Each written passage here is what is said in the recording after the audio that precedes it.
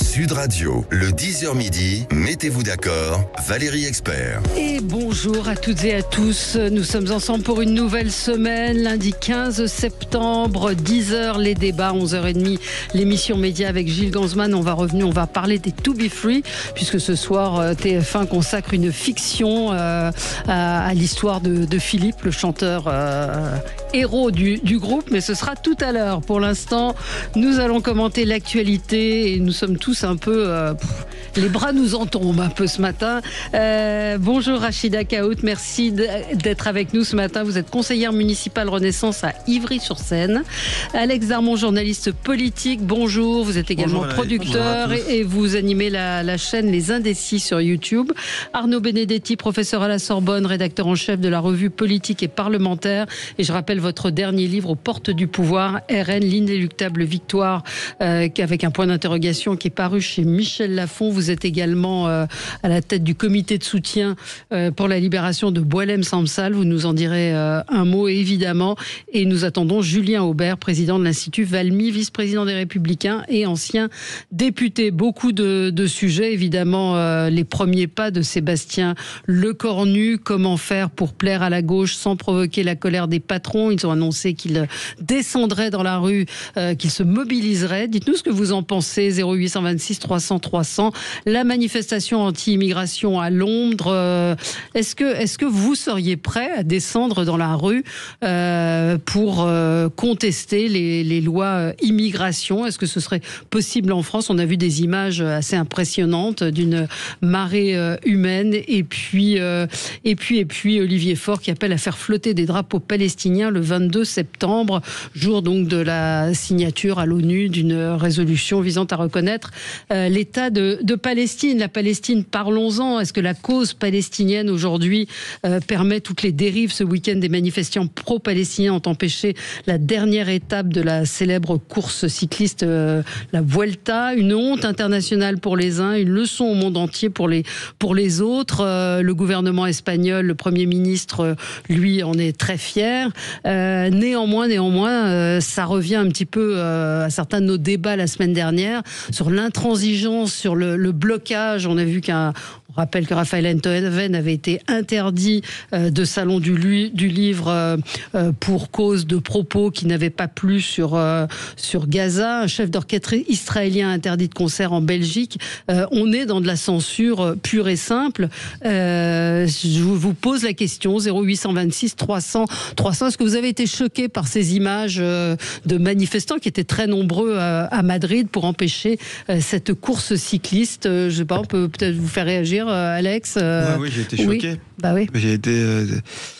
J'ai été choqué, j'ai été gêné, mais j'ai pas été étonné parce que depuis plusieurs mois, on voit bien que la position du gouvernement espagnol, qui est, il faut le dire, différente de la position de la mairie de Madrid. Le maire de Madrid, hier, demande à ce que les fauteurs de troubles soient jugés et soient amenés en justice. Oui, j'ai été choqué parce que, bien évidemment, qu'on a le droit de manifester son soutien à la Palestine, aux Palestiniens, à Gaza, à la situation qui se passe à Gaza, mais on n'a pas le droit de faire n'importe quoi. Et hier, il y a eu des sportifs de haut niveau qui ont été mis en danger. D'ailleurs, c'est le cas depuis 3 semaines. Ils sont mis en danger depuis 3 semaines sur toutes les étapes de la Vuelta. On avait demandé à l'équipe, en l'occurrence, qui n'est pas une équipe israélienne, qui est une équipe qui est détenue par un chef d'entreprise israélien, de retirer le mot, le nom du pays Israël sur le maillot, ce qu'ils ont accepté de faire, et ça a été fait. Et même ça n'a pas suffi à calmer la méchanceté, l'arrogance de ces manifestants. Et je vous engage à regarder les images, elles sont extrêmement violentes. Mais je vous dis que j'ai pas été étonné, parce que depuis plusieurs semaines en Espagne, d'ailleurs des jeunes Français juifs ont été la cible quand on a vu dans l'avion ce qui s'est passé pendant cet Vueling. Il y a quand même un sentiment très fort, je suis désolé d'employer le mot, mais c'est vrai, d'antisémitisme, et c'est un petit peu politique tout ça, parce que quand vous regardez malheureusement le nombre de juifs en Espagne, il est vraiment petit. Je crois que c'est 10 ou 15 000 membres de la communauté juive. Donc c'est un mélange tout ça qui est très ennuyeux, très embêtant et très inquiétant pour l'Espagne, mais aussi pour l'Europe, je trouve, dans sa globalité. Oui. Vous, Rachida Kaout, qu'est-ce que vous en avez pensé? Qu'est-ce que vous pensez finalement au nom de la Palestine, et encore une fois d'un combat qu'on peut tout à fait estimer légitime, sur des actions de censure pure et simple, ou d'empêchement? Alors c'est vrai que j'ai aussi été choquée, mais en même temps, je vais dire que je peux comprendre ce qui se passe, et surtout en Espagne, puisque bon, l'Espagne a longtemps soutenu la cause palestinienne.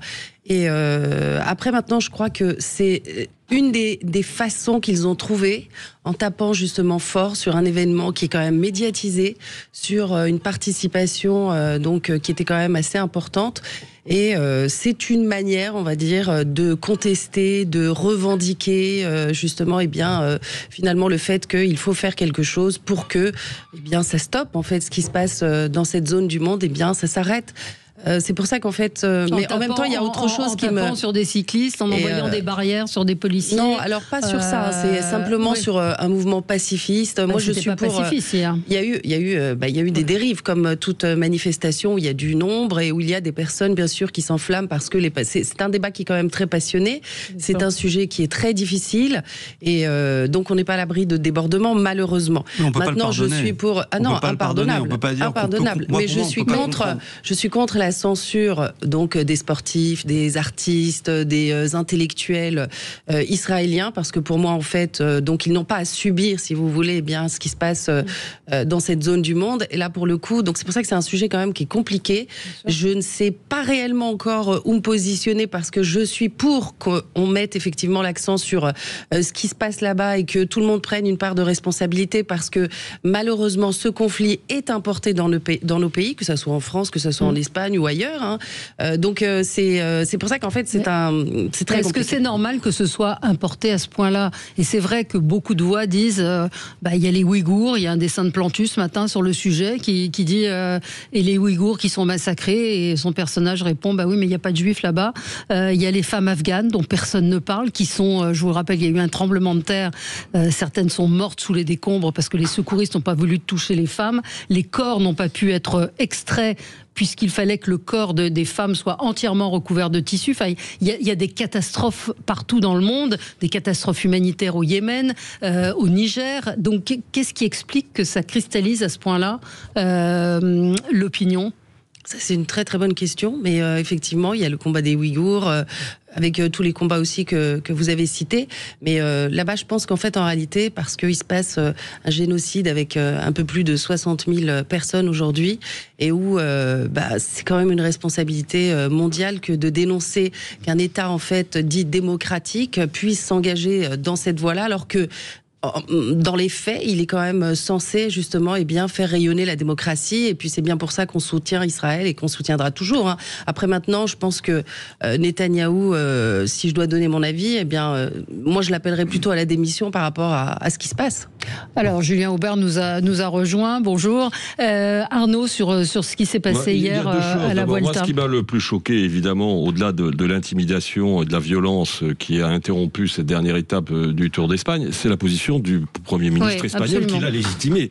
C'est quand même extraordinaire qu'un chef du gouvernement qui est quand même censé assurer dans une démocratie l'ordre public légitime des intimidations et des manifestations qui sont, on l'a vu sur les images, inévitablement violentes. Donc ça, c'est un premier motif. Ensuite, moi, quand même, je reviendrai sur ce que vous dites. Moi, j'emploie pas le mot génocide pour ce qui se passe à Gaza. Le génocide, ça obéit à une définition qui est une définition assez explicite. C'est l'entreprise de destruction systématique, ordonnée, rationalisée même, il faut le dire, en l'occurrence, d'une population. Ce n'est pas ce qui se passe à Gaza. La situation de Gaza ne correspond pas à une situation génocidaire. Alors je sais que c'est en effet aujourd'hui la rhétorique qui est notamment employée par un certain nombre de groupes, notamment d'ultra-gauche, pour dénoncer Israël, et pas seulement pour dénoncer le gouvernement de monsieur Netanyahou, mais ça ne correspond pas en tout cas à la réalité de ce que l'on appelle historiquement et même juridiquement un génocide. Mais alors aussi, excusez-moi, je peux... Oui, allez-y. Si je peux rebondir sur ce que vous dites, pour le coup, j'appellerais pas ça un pogrom, ce qui s'est passé le 7 octobre. Vous savez pourquoi ? Un pogrom, qu'est-ce que c'est ? Un pogrom, en fait, c'est justement une attaque qui est menée au sein d'un pays qui n'est pas reconnu comme étant souverain. Or, Israël est un pays souverain. Non, c'est un pogrom au sens où les pogroms, la réalité historique des pogroms, les pogroms se déroulaient en général en Russie ou en Ukraine. Voilà, donc en fait, pas dans des pays, pas dans un pays souverain, justement. Je termine. Ouais. C'était un moment où, en effet, il y avait des mouvements qui visaient à lyncher, à tuer des juifs. Ça ne répondait pas à un objectif de planification, un pogrom en l'occurrence. C'est massacre et pillage des juifs. C'était des massacres, je veux dire, qui à un moment donné intervenaient dans une séquence historique. Donc en effet, clairement, pour moi, ce qui s'est passé le 13 octobre constitue un pogrom, à la différence de ce qui se passe à Gaza, qui ne constitue pas un génocide. Et pardon, c'est gênant parce qu'on parle, vous employez le mot génocide. Non, mais vous employez le mot génocide, on n'a pas parlé de pogrom ce matin. Donc le génocide, c'est un terme, effectivement, et à mon avis, il faut du temps. Peut-être qu'il y a génocide à Gaza. Non, mais peut-être, j'en sais rien. Et vous n'êtes pas historienne, et moi non plus, et personne sur le plateau, je ne crois pas. Et il faut du temps pour savoir. Par contre, c'est atroce ce qui se passe. On est tous d'accord là-dessus. Mais on ne peut pas, sous prétexte qu'il se passe quelque chose là-bas,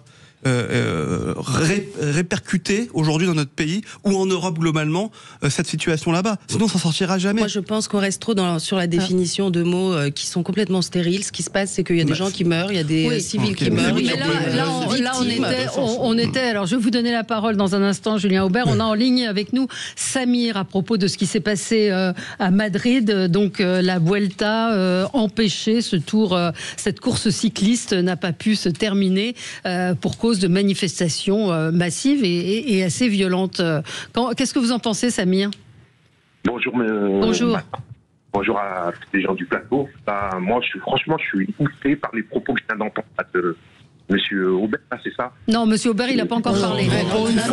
Pour une fois, je n'ai rien dit. C'est Monsieur Benedetti et Alex Armand qui sont exprimés. C'est trop grave de nier un génocide. C'est trop grave, mais c'est pas le propos. Moi, j'appelle pour dire qu'ils ont raison à Madrid. On a essayé toutes les voies diplomatiques, personne ne veut entendre. Personne ne veut entendre ce qui se passe. En France, c'est trop grave. Alors, j'en parle même pas du point de vue journalistique. Et je comprends pas. On assassine vos confrères et vous en parlez même pas. Vous en parlez même pas de ça. On tue des gens qui veulent raconter ce qui se passe là-bas et vous en parlez même pas. Mais bon, on sait comment ça se passe en France. Et moi, je soutiens à 100% ce qui s'est passé en Espagne. Parce que c'est trop grave ce qui se passe à Gaza. Hein. L'ONU, ceux qui font l'aide humanitaire, MSF, tous disent que c'est un génocide planifié, que c'est une famine planifiée. Et vous êtes là en train de parler sur le plateau, en train de dire oui, mais non, mais c'est pas, on peut pas dire que ce soit ci, que ce soit. C'est trop grave. Trop grave. Et j'espère que les gens vont se réveiller en France. Et ça commence à se réveiller. Et que donc vous êtes pour aller jusqu'à la censure des artistes israéliens. Même les équipes de sport, il faut censurer, comme on a fait avec l'Afrique du Sud. D'accord. Alors vous parlez, donc vous dites c'est un génocide. Alors je vous repose la question à laquelle personne ne peut me donner la réponse. C'est pourquoi cette mobilisation particulière sur la Palestine, le sort des femmes afghanes, le sort des Ouïghours qui sont massacrés là-bas. Non, mais je vous pose la question. C'est qui sont massacrés, exterminés. De me ramener sur un autre machin. D'accord, ça marchera pas. Non, mais... Ce qui se passe à Gaza, ça se passe pas avec les Ouïghours, ça se passe pas avec l'Afghanistan. Planifier une famine et planifier un génocide, ça s'est pas passé en Afghanistan. Même si les Ouïghours, ils souffrent, c'est grave, mais c'est pas un génocide. Ah bah si, ça a été reconnu comme un génocide, cher monsieur. Pour le coup, ça a été reconnu comme un génocide. Et au Soudan aussi. Ni plus ni moins. C'est un nettoyage ethnique organisé et c'est une famine organisée. Que vous le vouliez ou que vous ne vouliez pas, les faits donneront raison à ces gens-là. C'est tout. L'histoire, elle se rappellera du comportement de certains journalistes et certains pseudo-littératuralistes, je ne sais pas comment vous les appelez, ces gens-là, qui ont la bonne pensée. Vous êtes dans votre réalité, mais la réalité sur le terrain, c'est pas la même.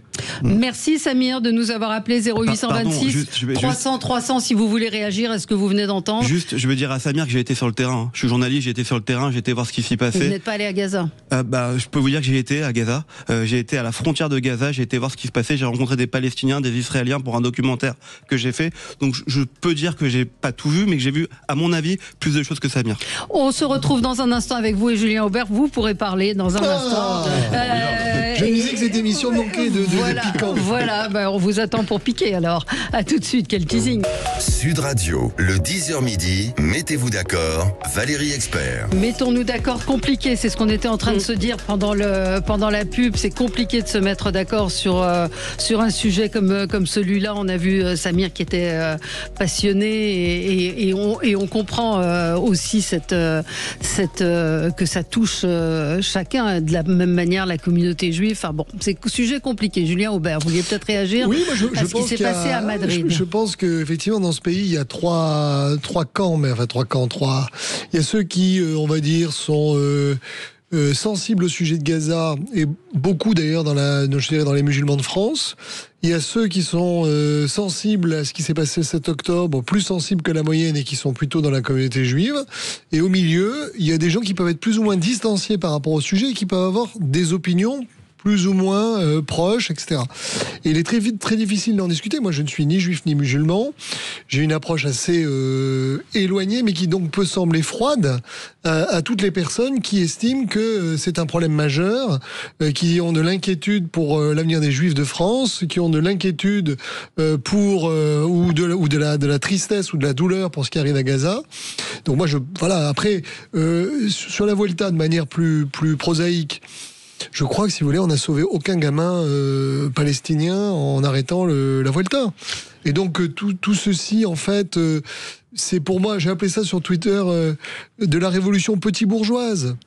À la limite, je vais vous dire, quand il fallait arrêter le fascisme en Espagne, les types prenaient les armes, ils traversaient les Pyrénées, ils allaient se battre. Bon, ils allaient, je dirais, ils avaient des convictions, ils allaient jusqu'au bout. Arrêter une course cycliste, vous prenez aucun risque, vous emmerdez ceux qui aiment le vélo, vous ne sauvez personne.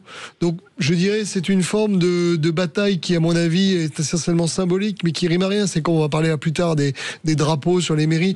Tout ça, je dirais, excite le débat, excite la polémique, mais ne change strictement rien au fond.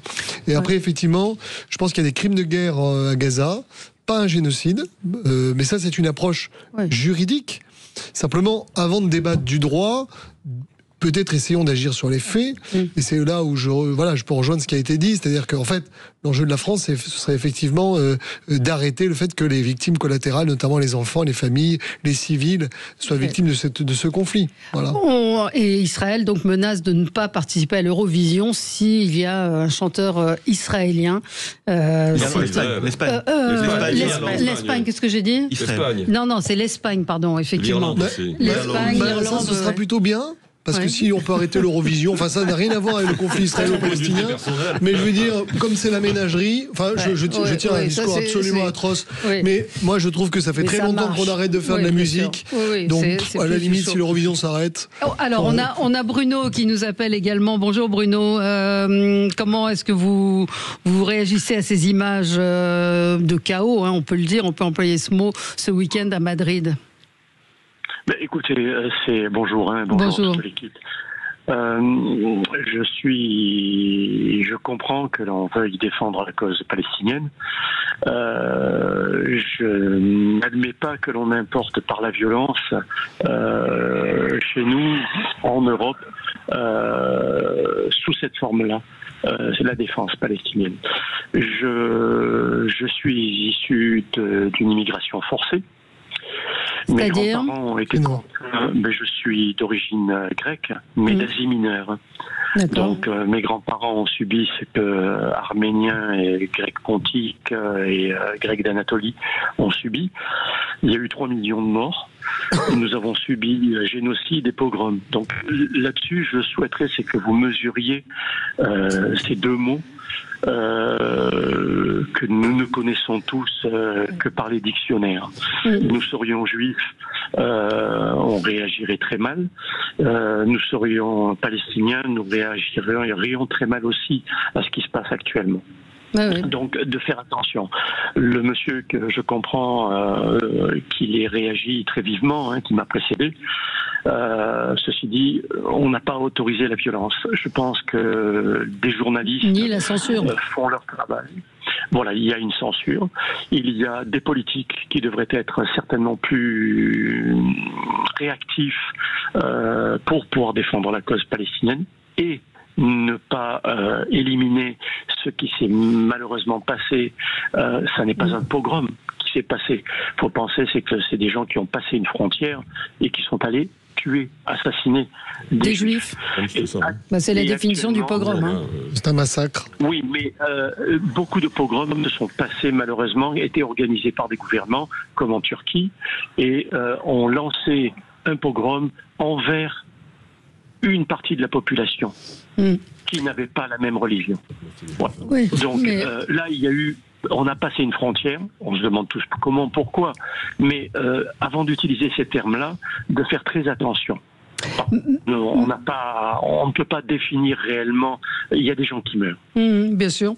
Merci Bruno, merci de cette intervention. Peut-être pour continuer sur ce débat, Olivier Faure hier qui a tweeté le 22 septembre, quand la France reconnaîtra enfin l'État palestinien, faisons flotter le drapeau palestinien. Il a publié sur le réseau social X ce tweet qui a évidemment fait énormément réagir. La date du 22 octobre correspond en plus cette année à Rosh Hashanah, donc le nouvel an juif.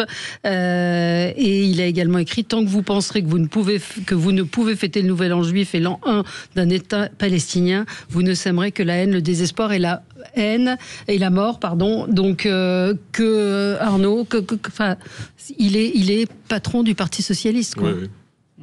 Ben moi, j'aimerais bien qu'il appelle plutôt les maires à afficher le portrait de Boualem Sansal. Ça serait déjà pas mal, ou qu'il arrive à convaincre ses partenaires, même je ne sais plus s'ils sont ses partenaires d'ailleurs, en l'occurrence de LFI, de voter les propositions de résolution, tant au Parlement européen ou à l'Assemblée nationale, demandant la libération immédiate et sans condition de Boualem Sansal. Je ne l'entends pas, en tout cas, sur ce sujet. Ensuite, je ne suis pas sûr, pour revenir au dossier palestinien, que l'affichage sur les mairies du drapeau palestinien change d'un millimètre ce qui se passe aujourd'hui à Gaza. J'ai pas l'impression, si vous voulez, que le gouvernement israélien soit très sensible d'ailleurs à la position de la France exprimée par le président. Non, mais exprimée par le président de la République. Ouais. Alors je suis encore moins sûr que la position de Monsieur Faure fasse bouger d'un millimètre la position du gouvernement Netanyahou. Ça me surprendrait beaucoup. Comme le sujet de la Vuelta, en fait, vous savez, c'est la politique de la pantomime.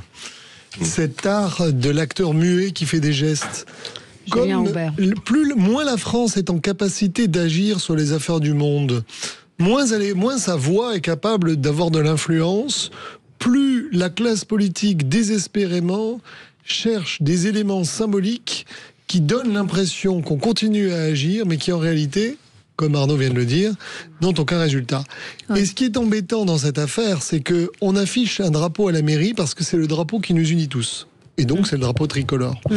On peut afficher un drapeau autre qui unirait les Français. Par exemple, l'Ukraine, bon. Mais en affichant le drapeau palestinien dans le sujet de clivage dont nous venons de sortir, et qui montre bien que le pays est divisé en deux, sinon en trois sur cette question, en réalité, on choisit une opinion plutôt qu'une autre, et donc on décide de fractionner encore plus les Français en jouant sur ces clivages. Donc c'est doublement irresponsable. Irresponsable au regard de l'unité, irresponsable également au regard d'un parti politique qui en réalité fait ça parce qu'il se dit il y a peut-être des législatives avec la France insoumise. Et en plus tout ça est bas.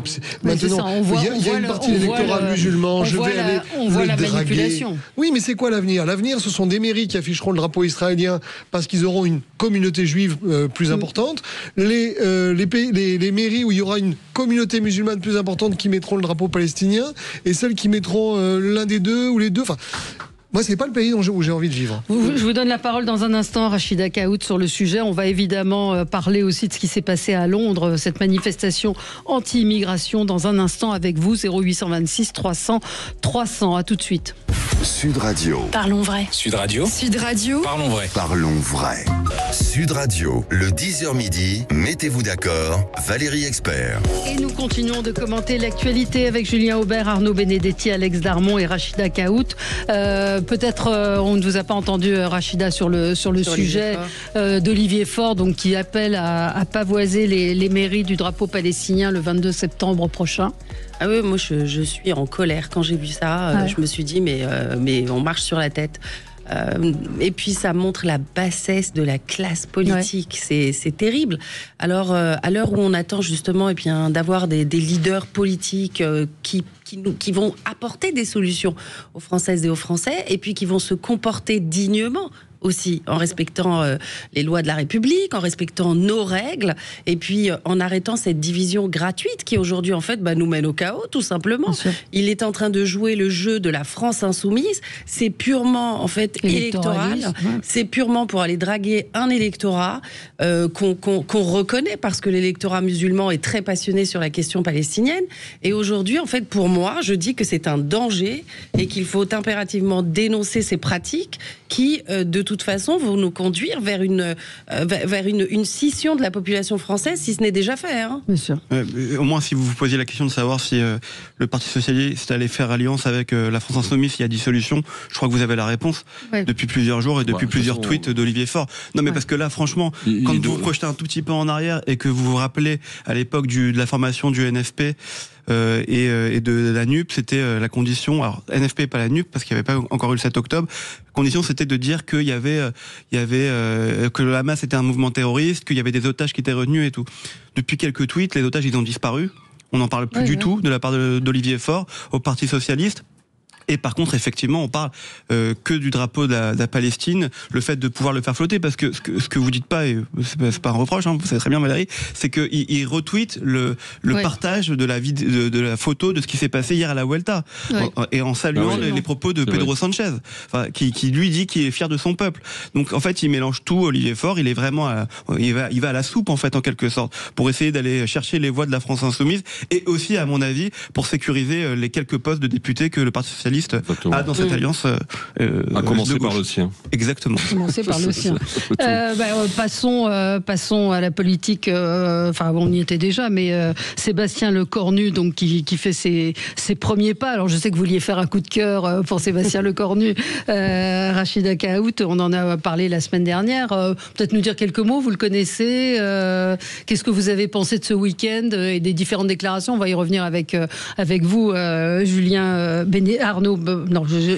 Julien Benedetti, j'en suis moi. Julien Auvert, mais peut-être quelques mots sur les premiers pas, les premiers pas de Sébastien Lecornu. Je dirais que enfin la nomination de Lecornu. Donc pourquoi? Parce que je pense qu'on a déjà perdu 9 mois. C'est pour moi alors, c'est un homme qui est proche des territoires. Moi, je suis très attachée au terrain. Je suis très attachée, justement, en fait, au dialogue avec nos élus qui sont les plus à même de résoudre, en fait, les problématiques que nous avons au quotidien. Là, aujourd'hui, on a une France qui est en train de bouillonner, qui est limite en train de brûler dans certains territoires. Et je pense que, justement, nous avons besoin d'avoir un Premier ministre en responsabilité et qui va se focus sur cette décentralisation en donnant plus de prérogatives, justement, aux préfets, aux élus locaux, aux ministres directement, pour qu'ils puissent, en fait, être aux affaires courantes et répondre rapidement. Ce qu'on attend aujourd'hui, ce sont des réponses rapides et plus de grandes formules avec nous allons faire à court, moyen terme. Aujourd'hui, je pense qu'il faut apporter des solutions immédiates. Mais est-ce qu'il va pouvoir le faire? Alors, Julien Aubert, c'était votre coup de cœur. Vous connaissez bien aussi. Pas le Cornu. Mon coup de cœur. Je sais pas, c'est maintenant le coup de cœur? Oui, si vous voulez. Non, mon coup de cœur, c'est effectivement la suppression des avantages donnés aux anciens premiers ministres, parce que je pense qu'il a compris quelque chose, qui est effectivement que ce genre de survivance est intolérable pour une grande partie des Français qui aujourd'hui voient les factures enflées dans tous les domaines. D'autant que si on commence à produire 3 ou 4 premiers ministres par an, ça va finir par coûter très cher. Bon, après, je remets les choses en place. Il va économiser 4 millions d'euros. Oui, c'est symbolique. C'est un peu symbolique. Certains vont dire populiste. Voilà, alors c'est le petit ruisseau. Ouais. Maintenant, c'est vrai que le vrai problème, il est à 150 milliards. Je rappelle. Et pas à 40, comme le dit François Bayrou. Donc un jour, peut-être, on aura un débat. Après, il a, à mon avis, effectivement, comme atout d'être un garçon intelligent et d'avoir d'avoir fait ses preuves avec une vraie carrière politique au plan local, etc. À mon avis, néanmoins, il arrive trop tard. Parce qu'il y a une crise de légitimité du président de la République, parce qu'il n'y a pas de majorité, et parce que quand on dit il va agir, non, à mon avis, il ne va pas agir, parce que de toute façon, il est dans la main des socialistes, et que quand on voit la démagogie avec laquelle ça débute, on se dit qu'il y a beaucoup d'acteurs qui ont un intérêt à ce qu'en réalité il y ait des élections à brève échéance. Donc je crois que il aurait fallu qu'il le nommât au mi-temps de son premier mandat. Voilà, ça aurait peut-être. Mais sur les deux, nos auditeurs peuvent appeler 0826 300 300. Je pense que la suppression des avantages liés aux anciens ministres de l'Intérieur, aux anciens premiers ministres.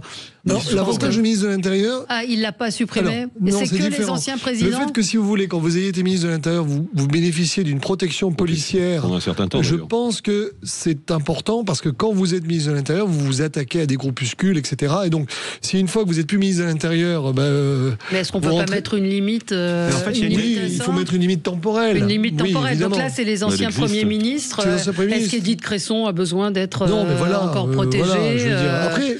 Que si vous voulez, on vous met une secrétaire pendant 1 an, 2 ans, parce que vous avez encore du courrier, je veux dire, il ne faut pas non plus... Mais voilà, au plan du symbole, je peux comprendre, c'est comme les jours fériés, il a compris aussi où était son intérêt. Oui, juste simplement sur les avantages des anciens premiers ministres et des différents ministres, pas que ministre de l'Intérieur. Il y a déjà des armées, mais même ministre de la Justice. Il y a des règles en fait qui sont en place et c'est le ministre. Ça revient au ministre de l'Intérieur de décider du temps d'avoir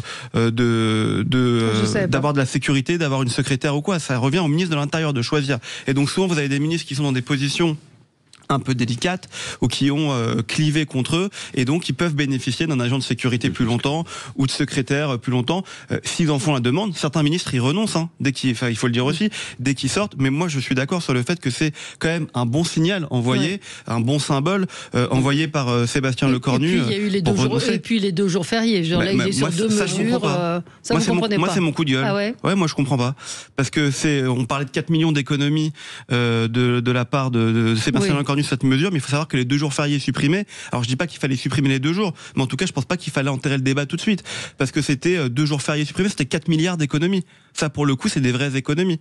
Et donc c'est une contribution collective. Oui, mais c'est une contribution collective, c'est intéressant de pouvoir poser ce débat. Je dis pas qu'il fallait faire. C'était la contribution collective des mêmes. C'est ça le problème. Mais franchement, c'est pas vrai parce que je pense que si les 2 jours fériés. Non mais c'est ceux qui travaillent qui auraient travaillé plus. Très bien, mais il y en a qui travaillent, qui gagnent beaucoup d'argent, qui peuvent travailler un peu plus. Et je dis pas qu'il fallait le faire tel que c'était annoncé, mais en tout cas ça avait pour mérite d'être posé sur la question, parce que vous dites c'était pas ceux qui travaillaient beaucoup, c'est pas ceux qui gagnaient beaucoup. C'était tous les salariés. La caissière de prise unique qui gagne peu, elle allait travailler un jour de plus. Julien, d'accord, mais c'est pas que la caissière de prise unique qui était concernée par cette mesure des 2 jours fériés supprimés. Ça pouvait. Non mais d'accord. Le problème c'est ceux qui travaillent pas en fait. Parce qu'il y a plus de prise unique. Je ne fais pas de publicité. Moi j'ai Super U, donc voilà, je le tiens. Mais non mais voilà, ceux qui ne travaillent pas, par définition, ils n'auraient pas pu se travailler. Le problème, il est dans l'égalité dans cette affaire. Dans l'égalité. Et ensuite, dans le vrai débat, notre problème, c'est les retraites qui représentent quasiment la moitié de la manière dont la dette française, ces 20 dernières années, s'est constituée. Et c'est même pas une question de l'âge de la retraite. C'est effectivement une question que les retraités français, en moyenne, ont une retraite de remplacement qui est de 75%. C'est 10 points de plus que le reste du niveau de l'OCDE. Et donc, le sujet tabou, et je parle pas d'ailleurs pour les retraités qui nous écoutent, je vous rassure, messieurs et mesdames les retraités, je parle de ma retraite, parce que c'est la mienne qu'on va venir rôder. La seule manière, effectivement, d'empêcher l'emballement de la dette, ce sera d'éroder avec l'inflation, en désindexant et en faisant en sorte que mon taux de remplacement à moi et ceux de ma génération sera de 60% et pas de 75%, et ça se terminera, vous verrez, comme ça, à mon avis. Arnaud Benedetti, sur ces 2 mesures. Non, mais sur la mesure concernant la suppression des avantages des anciens premiers ministres, en effet, c'est symboliquement important parce que je pense que, si vous voulez, c'est vécu comme une forme de privilège qui est de moins en moins acceptable dans une société qui souffre. Donc ça, je crois que là-dessus, c'est une mesure presque de bon sens. Après, moi, si vous voulez, ce qui m'interroge, c'est les marges de manœuvre politiques de Sébastien Lecornu. Clairement. D'ailleurs, comme c'était la même situation pour Michel Barnier et François Bayrou, vous l'avez parfaitement dit, on a un président qui est délégitimé, qui est impopulaire. On a une absence arithmétique et politique de majorité possible à l'Assemblée nationale, ce qui est une première sous la Ve République, ça n'a jamais existé. On a toujours réussi à constituer même des majorités relatives de briques et de broc, mais qui fonctionnaient. Là, c'est plus le cas aujourd'hui. Et d'ailleurs, le vote de lundi dernier l'a démontré de manière très significative, puisque vous avez plus de 360 députés qui ont voté contre la confiance, qui est énorme. On est dans une assemblée, il faut bien comprendre, on est dans une assemblée où les oppositions sont majoritaires. Alors, elles sont divisées, ces oppositions, mais c'est la première fois que ça existe sous la Ve République. Donc, si vous voulez, la porte est extrêmement étroite pour Sébastien Lecornu. Est-ce qu'il peut, en plus, au sein même de ce que l'on appelle le socle central, éventuellement donner sur sa gauche au Parti Socialiste qui ne fait pas partie de ce socle central, il risque de le perdre sur sa droite, y compris au sein même de ce socle central.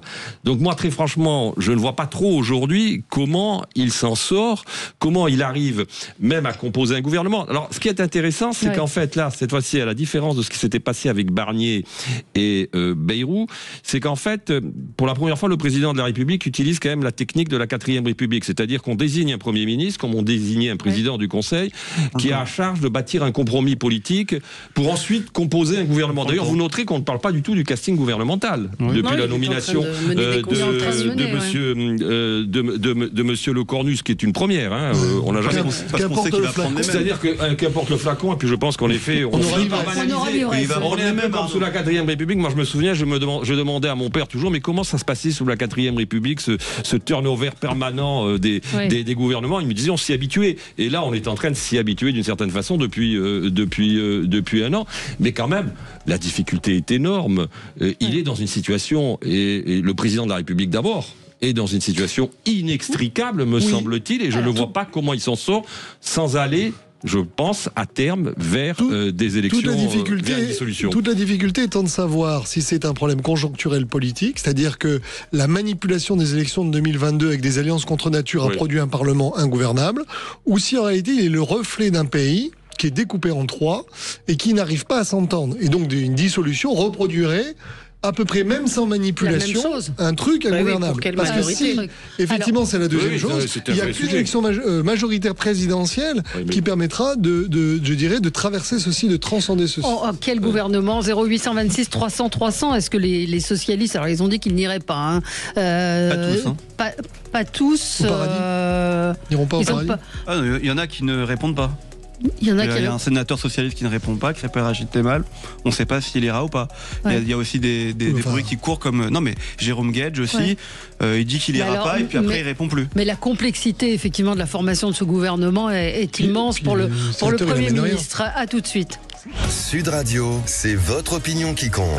J'adore Sud Radio et alors des choses positives à prendre et des informations que l'on n'a pas ailleurs. Sud Radio, parlons vrai. Sud Radio, le 10h midi, mettez-vous d'accord, Valérie Expert. Mettons-nous d'accord et nous parlons donc de la composition la composition du gouvernement. Non, c'est pas vraiment la question. On va pas se lancer dans les supputations, mais sur la difficulté, Rachida Kaout pour le Premier ministre. Effectivement, alors il a lancé des consultations. On voit les uns qui disent je n'irai pas, ceux qui disent si lui vient, moi je partirai. C'est une alchimie complexe. Parce que le but, c'est effectivement de ne pas être censuré à l'Assemblée. Alors, moi, ce que je retiens, c'est les consultations qu'il est en train de mener avec les différentes mouvances politiques qui sont à l'Assemblée nationale, du reste, parce que ça va être la clé, en fait, de la réussite du dernier petit bout de chemin qu'il nous reste à faire. Et ces consultations, portent sur comment on peut arriver à s'entendre, quel consensus pour, finalement, une majorité qui ne sera plus une majorité de blocage. Oui. La difficulté maintenant, ça va être effectivement d'avoir l'intelligence en face qui va se dire, est-ce que finalement on va jouer le jeu pour le bien des Françaises et des Français. Si on parle de l'imposition souhaitée par la gauche, tout ce qu'on peut dire, c'est que oui, bien sûr qu'on veut tous beaucoup plus de santé, on veut beaucoup plus d'infrastructures, on veut beaucoup plus de moyens pour X et X et X sujets, en fait, pour justement nous accompagner dans notre quotidien. Mais moi, j'ai pas de formule magique. L'argent, en fait, on le trouve comment ? On le trouve, en fait, tout simplement aujourd'hui, en faisant participer tout le monde. Donc, il y a un moment, oui, effectivement, on va devoir se serrer la ceinture et puis participer. On va donc augmenter les impôts. Il n'y a pas de formule magique. Non. Donc on va augmenter les économies quand même. Les économies, mais les économies n'arriveront pas si vous voulez.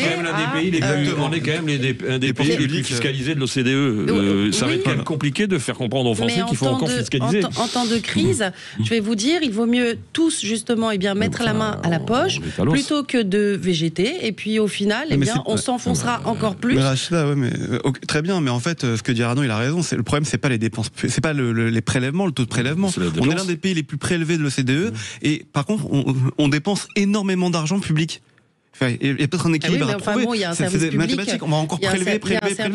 Non, pas du tout. Je suis en train de vous parler. En fait, il y a 3 possibilités. Soit vous avez l'inflation, soit vous avez effectivement les impôts, ou soit tout simplement, eh bien, on se dit collectivement, qu'est-ce qu'on fait ?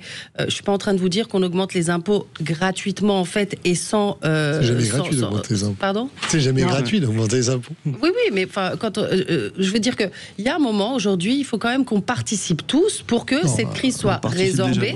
Et c'est pour ça que la difficulté qu'a Sébastien Lecornu aujourd'hui, ça va être de satisfaire la gauche, qui est en fait cette variable qui aujourd'hui en fait est capable de faire en sorte justement que ça fonctionne. Comment on va voter un budget de gauche avec une France qui est à droite ? Oui, en plus. C'est la grande difficulté.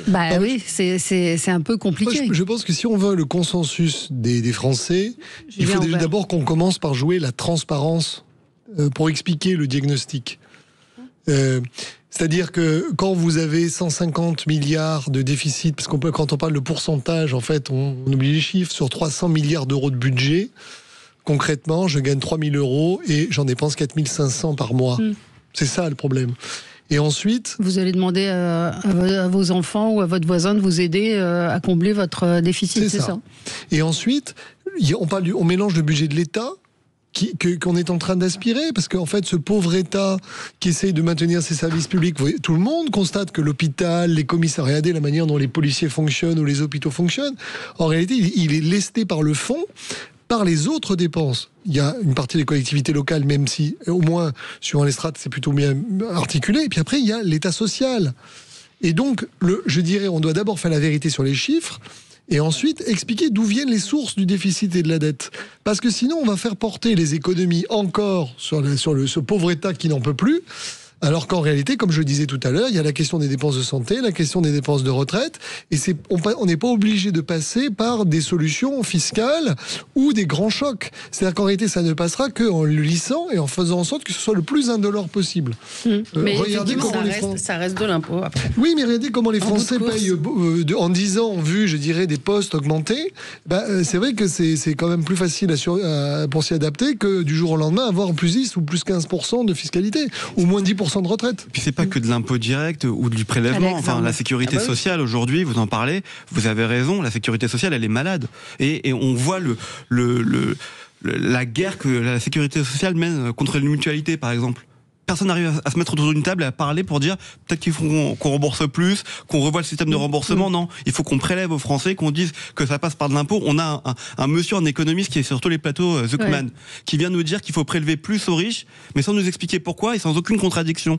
Il y a un moment, ça serait bien d'avoir un vrai débat sur l'imposition, d'avoir des experts qui nous parlent, mais des experts de partout, et pas vouloir juste faire plaisir à la gauche, parce qu'il faut avoir un nombre de voix. Et c'est pour ça, d'ailleurs, que je pense que ça ne tiendra pas, que Sébastien Lecornu va faire 4-5 mois, et qu'il y aura dissolution, et que là, pour le coup, on sera dans une vraie crise politique. 4-5 mois, je suis pas sûr qu'il fasse plus que Barnier. Mais la taxe Zuckman, c'est un bon exemple. C'est qu'on commence par l'inverse. On commence par dire on va faire des taxes, avant de se demander comment on le dépense, et pourquoi on en a besoin et combien ça rapporte. Et en plus, dans la construction de la taxe Zuckman, c'est une espèce d'ISF mondialisé basé sur le patrimoine. Moi, je suis un homme de droite, mais le fait, si vous voulez, qu'on dise que des milliardaires devraient payer un pourcentage sur leurs revenus courants et pas sur leur patrimoine, qui est égal à celui du contribuable moyen, moi, ça me va tout à fait. Je ne verrais pas pourquoi je paierais 20% de mes revenus et un type qui gagnerait 100 fois plus que moi paierait 2%. Ça ne me gêne pas. En revanche, je dirais la construction sur le patrimoine, c'est stupide parce qu'on a déjà taxé le revenu. Donc on taxe le revenu et après on vous retaxe derrière sur le patrimoine. Enfin, voilà. Et puis tout ça, c'est du symbole encore qui va faire peur aux gens, qui va faire partir des gens qui créent et qui sont entrepreneurs. Donc commençons par nos besoins, commençons par la transparence, commençons par expliquer où sont effectivement les vrais besoins et puis après, voyons sur les moyens. C'est vrai que ce qui me dérange, c'est qu'on cible en fait un groupe de personnes. Toujours. Oui. Non, mais le vrai problème en plus, c'est qu'il n'a pas les moyens de sa politique. C'est-à-dire qu'à un moment donné, si vous n'avez pas une légitimité politique forte, vous ne pouvez pas mener et demander les efforts indispensables, justement, qui permettront de remaîtriser la trajectoire budgétaire. Vous savez, De Gaulle, quand il arrive en 58, la situation des finances publiques en 58 n'est pas exceptionnelle non plus. Il y a une crise des réserves. Je veux dire, il monte le plan RUEF Pinet, en l'occurrence, mais parce qu'il y arrive, parce qu'il a une légitimité politique qui est très forte. Aujourd'hui, le vrai problème, il est là. C'est cette absence de légitimité politique. Il a un atout, c'est qu'il peut dévaluer. Et en plus, il peut dévaluer. Notre problème, c'est que l'euro nous a complètement déresponsabilisés, il devait nous protéger. Et donc, moralité, en plus, on n'a même pas cet outil. Et pardon, mais de toute façon, il va falloir faire quelque chose. Hein. Quand vous voyez vendredi soir la note de la France qui est encore dégradée, moi j'aimerais bien un petit peu d'objectifs et puis réalisable. Vous voyez, on dit 40 milliards, vous dites 150. Les besoins, c'est ça. Non, mais peut-être. On dit pas déjà qu'on fera des économies. On dit 200 milliards. Voilà, mais qu'on comprenne combien on va faire et qu'on commence par quelque chose. 20-25 milliards. Moi, je peux l'expliquer de manière assez simple, en fait. C'est-à-dire que si vous voulez que votre dette arrête de progresser, d'accord, si vous voulez la bloquer, il faudrait en réalité faire 150 milliards d'euros d'économie. Oui, c'est ça. Si vous voulez bloquer la dette. Le problème, c'est que si vous ne le faites pas, plus la dette augmente, plus le montant nécessaire pour arrêter la dette, c'est comme une voiture en fait. Vous avez besoin de freins de plus en plus forts, plus la vitesse de la voiture est importante. Aujourd'hui, on fait du 120 km/h. Si demain on fait du 150, du 180, il faudra des freins en béton. Sinon, on va dans le mur. En espérant qu'il n'y ait pas un mur en face. Il n'y a pas d'airbag. Allez, on se retrouve après le rappel des titres et on va revenir sur cette manifestation à Londres, manifestation anti-immigration. À tout de suite. Sud Radio, mettez-vous d'accord, Valérie Expert. Sud Radio, parlons vrai. Sud Radio, le 10h midi, mettez-vous d'accord, Valérie Expert. Et nous commentons l'actualité avec Rachida Kaout.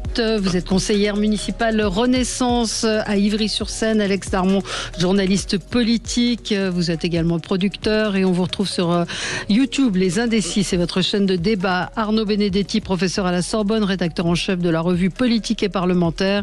Et votre dernier livre aux portes du pouvoir, RN, l'inéluctable victoire, qui est paru chez Michel Lafon. Et Julien Aubert, président de l'Institut Valmy et vice-président des Républicains et ancien député. Alors, avec vous, Rachida Kaout, on va revenir sur cette manifestation monstre. Il y a eu beaucoup de monde dans les rues à Londres ce week-end. Nous ne tolérerons pas. Alors, ils manifestaient, c'est une manifestation massive de l'extrême droite contre l'immigration et c'est le leader travailliste qui a dit « Nous ne tolérerons pas que des individus se sentent intimidés dans nos rues à cause de leurs origines ou de leur couleur de peau. » Et vous, cette manifestation vous a choqué? Oui, complètement. Mais en plus, c'est quand même très inquiétant parce que ça risque aussi d'arriver en France. Oui, c'est la question. Hein. Et moi, je m'inquiète parce qu'au final, quand on regarde, tout le monde est quasiment issu de l'immigration, en réalité. Et ce qui me dérange, c'est l'instrumentalisation encore et toujours par des groupes de personnes qui ne sont là en fait que pour alimenter leur idéologie fasciste, leur idéologie justement est bien celle qui sont là pour créer le chaos. Donc oui. Mais la situation en Grande-Bretagne, elle est particulière aussi. Enfin, je veux dire, on parle de l'immigration. Pour eux, il y a une situation qui est quand même particulière. Oui, c'est une situation particulière. On peut l'entendre. L'immigration clandestine déclenche en fait justement cela. Mais en même temps, l'immigration clandestine, elle est en train de mélanger tous ces immigrés qui sont sur le territoire britannique qui sont de manière légale. Et là, il y a un véritable amalgame qui est fait.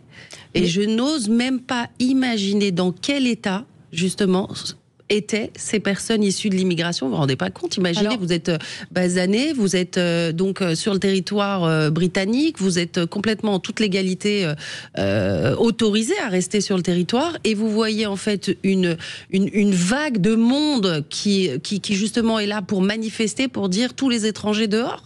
Alors, c'est peut-être aussi en réponse à certaines images où on voit aussi des gens avec des drapeaux de Daesh qui manifestent régulièrement dans la rue.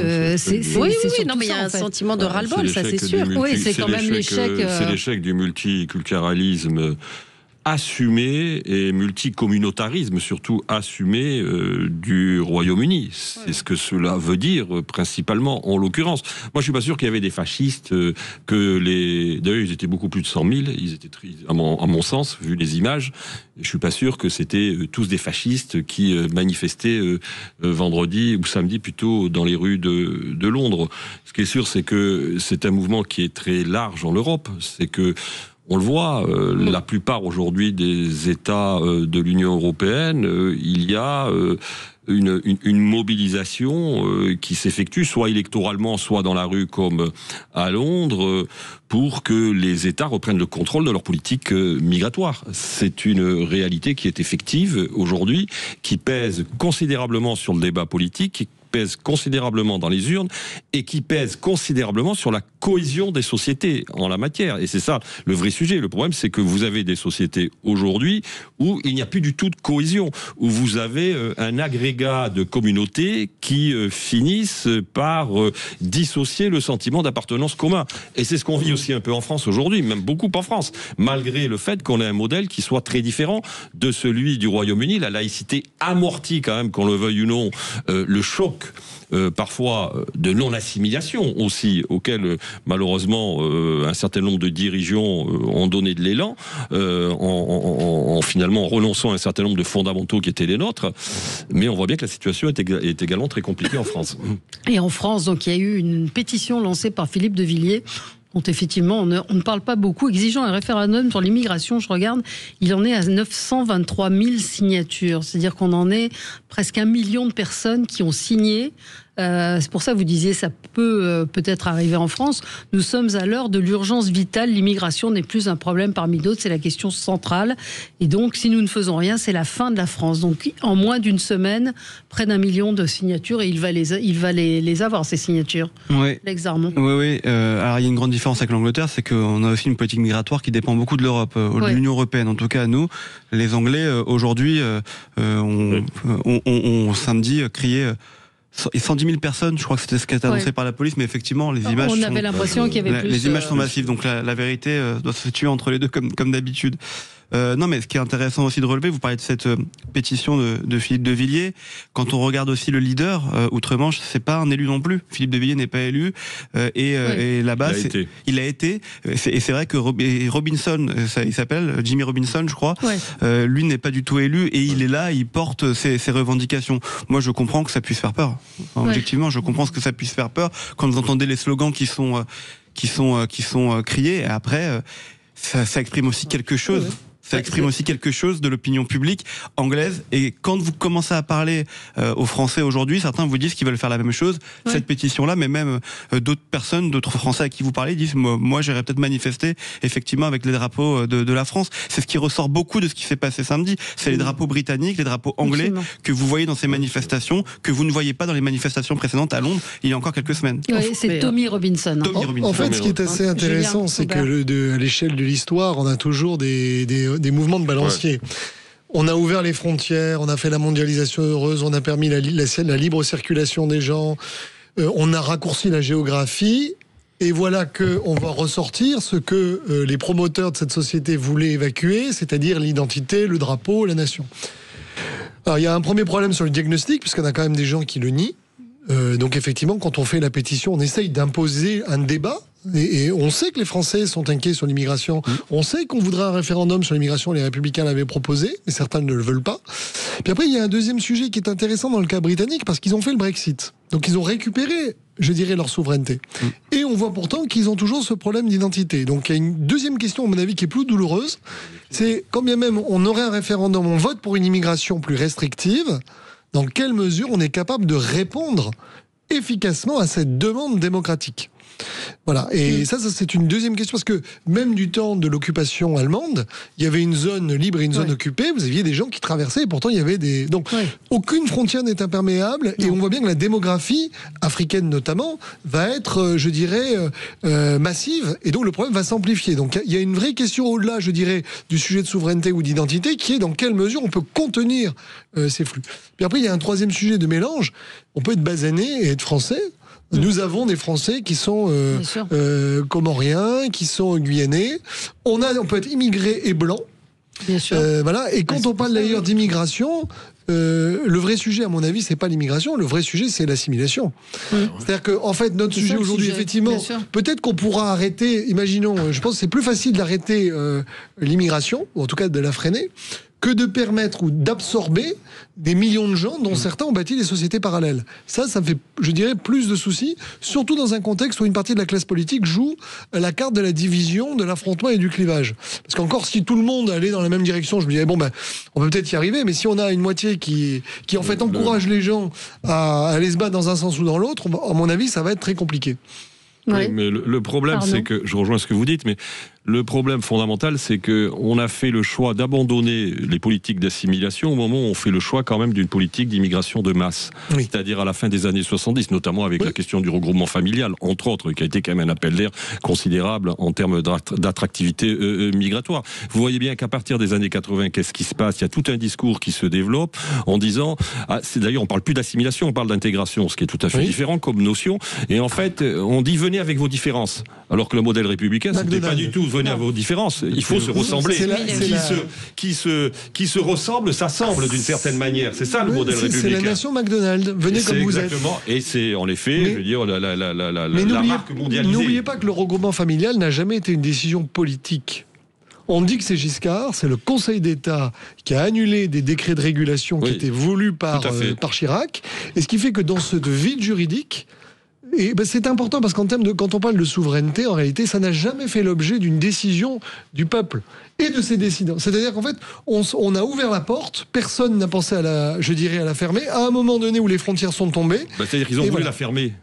Ils ont voulu la refermer. Mais les juges ont décidé autrement. Le problème de tout ça, quand même, c'est aussi le contexte politique. Parce que quand on essaie de parler d'immigration dans ce pays, qu'on le fait via le Parlement, ça marche pas. Parce que chacun voit son intérêt. Rappelez-vous, c'est ce qui fait chuter le gouvernement d'Elisabeth Borne à l'époque. Cette loi, c'est le début et le raté de Gérald Darmanin. Cette loi immigration qui est une véritable farce au final, où il n'y a même pas de discussion. Tout le monde va en parler d'un côté comme de l'autre, mais parce que finalement, il faut qu'on puisse gagner le combat politique sur le terrain. On ne débat même pas de ce sujet, on fait une motion de rejet et on passe à autre chose. Ça fait quand même des années qu'on n'arrive pas à parler d'immigration dans ce pays. C'est-à-dire que tout le monde stigmatise continuellement et non-stop tous les gens issus de l'immigration. Mais bien évidemment, parce qu'on stigmatise, mais pas que. C'est parce que ça arrange bien certains de ne pas vouloir en parler et parce que dès qu'on parle d'immigration, qu'on essaye d'en parler pour certains, on est raciste. Voilà, on stigmatise ceux qui mettent des deux côtés. Et en fait, tant qu'il n'y aura pas de calme sur ce sujet-là et qu'on se dira pas, moi je me rappelle de cette loi immigration qui a été proposée, notamment de ce fameux article 3 qui disait il faut régulariser certaines personnes qui travaillent dans des secteurs en tension depuis des années. Moi je trouvais ça formidable. Mais parce que ça dérangeait, parce qu'il fallait pas parler d'immigration, parce que dès qu'on parle et qu'on dit le mot immigration dans une conversation, ça veut dire qu'on a un problème, qu'on n'aime pas les autres, et on a mis fin à ce débat-là. Et c'est un vrai problème. Il y a quand même un vrai débat avant, c'est-à-dire que quand on a des millions de chômeurs dans ce pays, un système de formation qui coûte la peau des fesses, pour parler poliment, la première question que je me poserais moi avant de faire venir des gens de l'autre côté de la Méditerranée pour venir faire un travail de lumpen prolétariat et abaisser les salaires, c'est pourquoi est-ce que, les gens ici ne veulent pas le faire. Ça peut être des conditions de travail, ça peut être des questions d'attractivité, de salaire, de formation. Et une fois qu'on a déterminé qu'effectivement on n'avait pas assez de gens ici pour faire le travail, alors effectivement aller chercher ailleurs. C'est pas ce que j'ai dit.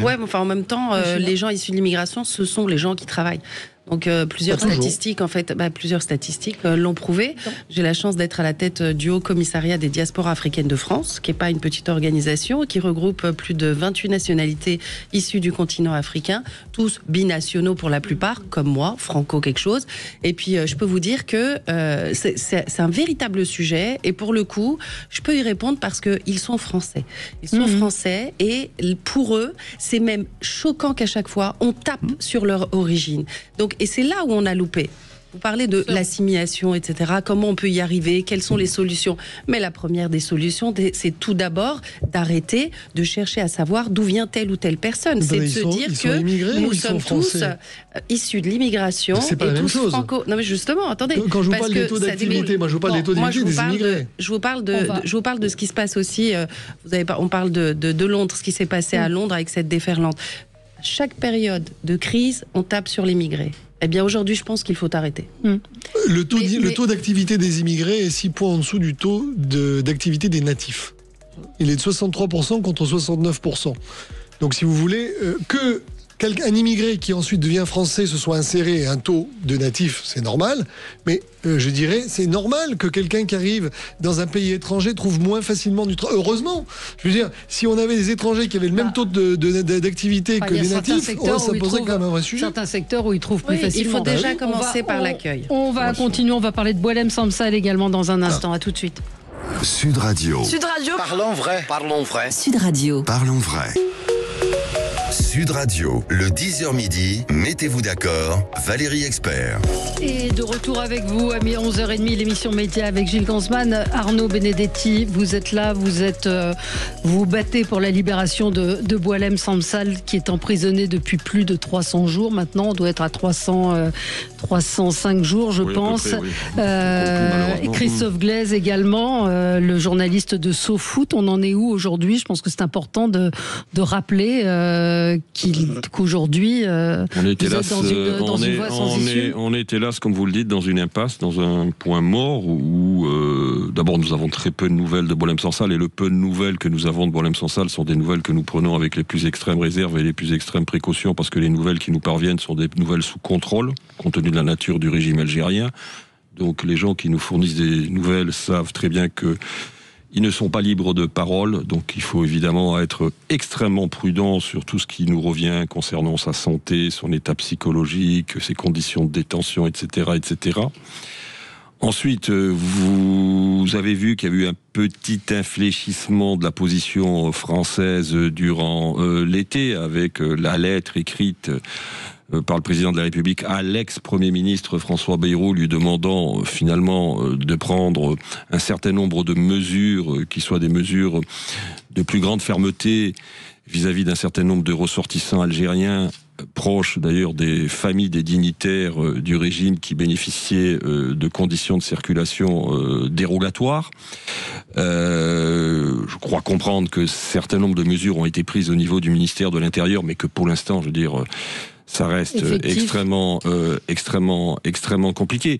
Donc la relation franco-algérienne est dans un tel état de tension et dans un tel état de dégradation qu'on se pose vraiment la question de savoir si c'est par la voie française qu'on arrivera à sortir Boualem Sansal, même si nous, au niveau du comité de soutien, ça fait longtemps qu'on dit qu'il faut quand même avoir maintenant la capacité d'infléchir le rapport de force que nous imposent les hiérarques algériens. Après, l'autre sujet, c'est la situation en Algérie, qui est compliquée. C'est-à-dire qu'il faut bien avoir conscience que le régime algérien et que Tebboune lui-même est en difficulté en Algérie. Vous avez vu qu'ils ont changé de Premier ministre, qu'il y a des guerres de clans, que là aussi, c'est une situation politique qui ne facilite pas vraisemblablement une libération malheureusement rapide de Boualem et de Christophe Glaise. Et la situation politique en France, si je puis dire, avec le niveau d'instabilité qui est le nôtre, là aussi n'est pas un facteur très positif. Ensuite, on commence à explorer des voies qui soient des voies tierces, c'est-à-dire de pays qui, eux, disposent de relations plus apaisées avec l'Algérie, pour parvenir à libérer Boualem. C'est une situation inacceptable, c'est une situation scandaleuse. Il faut être clair, il est l'otage d'une dictature, c'est une réalité, on ne le dit pas assez. Mais bon, maintenant, je crois qu'il faut continuer à pousser et continuer à en parler. En tout cas, je remercie Sud Radio d'en parler régulièrement. Oui, on en parle régulièrement. Et toujours pas d'avocat, demande à nos auditeurs. Vous savez, l'avocat qui était le premier avocat, Maître Zimri, n'a jamais disposé de son visa. Parce que les autorités algériennes ne voulaient pas, il faut le dire, octroyer un visa à un avocat d'origine juive. Il y a eu un second avocat ensuite qui a été nommé, c'est Maître Cornu-Gentil, qui a pu avoir un visa, mais qui a pu avoir un visa pour assister au délibéré du procès qui condamnait à 5 ans de prison ferme Boualem Sansal. Donc les droits de la défense ne sont pas reconnus, la protection consulaire n'est pas reconnue, c'est-à-dire les droits les plus fondamentaux de Boualem, ressortissants franco-algériens, ne sont pas reconnus par le régime algérien. Donc il n'y a, de toute façon, on sait très bien que ce dossier, je veux dire, il n'est pas judiciaire. Non. Qu'est-ce qu'on a à reprocher à Boualem Sansal? Sa liberté de parole, sa liberté d'expression, sa liberté de critique du régime algérien, sa liberté de critique des islamistes. Personne ne peut lui reprocher cela, si ce n'est en effet le régime algérien uniquement. Il est un détenu politique purement et simplement, donc il n'y a qu'une voie politique qui nous permettra d'en sortir. Avec toute la complexité de ce qu'est le pouvoir algérien aujourd'hui, avec le président Tebboune qui n'est pas forcément à la manœuvre pour toutes les décisions. Vous savez, le régime algérien, depuis 1962, est un régime où vous avez derrière, j'allais dire, le pouvoir civil, la junte militaire qui gouverne aussi. Et donc, aujourd'hui, le président Tebboune, il est aussi le produit de la junte militaire. Mais enfin, c'est quand même le pouvoir de Tebboune qui a décidé d'embastiller notre ami Boualem Sansal. Alex Armand. Vous vous rendez compte quand même... On en parlait en début d'émission, vous avez un premier secrétaire du Parti Socialiste qui fait des tweets à longueur de journée. Il peut le faire pour demander qu'on mette des drapeaux palestiniens, et je crois pas qu'il y ait eu un seul message ou un seul tweet pour demander la libération de Boualem Sansal et de Christophe Glaise. Le pouvoir politique dans sa globalité aujourd'hui dans notre pays, Jean-Noël Barrot, j'en parle même pas, le ministre des Affaires étrangères, qui apparemment va conserver son poste, ne sont pas du tout à la hauteur de la situation. Et vous savez, le pire dans tout ça, c'est l'oubli. C'est l'oubli. C'est que Arnaud le dit, vous en parlez beaucoup sur Sud Radio, mais je trouve pas qu'on en parle beaucoup ailleurs. Et c'est vraiment ce qui fait, je pense, encore plus mal, le fait d'en parler de moins en moins. Quand les filles de Boualem Sansal écrivent une lettre au président de la République, qui ne prend même pas le temps de leur répondre et qui traite d'autres sujets. Boualem Sansal est un ressortissant français, Christophe Glaise aussi, de Sopress, et on n'en parle jamais. On ne demande pas à avoir leur portrait devant les mairies ou en ouverture des JT. Jamais. Il y a des mairies qui ont mis le portrait de Boualem Sansal. C'est pas quelque chose il y a beaucoup de parlementaires qui se sont mobilisés. On a dans le comité de soutien plus de 350 parlementaires. Et il faut se féliciter d'ailleurs que l'Assemblée nationale ait voté une proposition de résolution au mois de mai dernier, demandant une libération de Boualem. Elle n'a pas été votée par tous les parlementaires, malheureusement. Rachida Kaout, c'est vrai qu'on reproche au ministre des Affaires étrangères un peu son silence et son inaction. Alors, tout d'abord, je tiens à vous féliciter pour le comité de soutien à Monsieur Sansal, mais non, on peut pas dire ça parce que donc des négociations sont en cours depuis. C'est très difficile, comme vous l'avez dit, parce que les relations avec l'Algérie sont un petit peu compliquées en ce moment. Je pense que la seule des solutions, ça va être une solution diplomatique.